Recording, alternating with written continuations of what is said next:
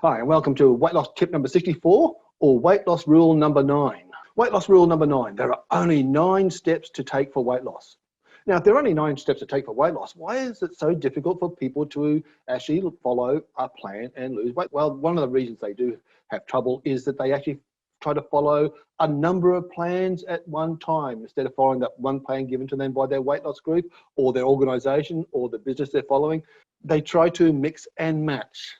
So they don't follow the one plan, they try to put other plans in, they change things. It doesn't work that way. There are only 9 steps to follow, and very quickly, the 9 steps are: 1, have a dream.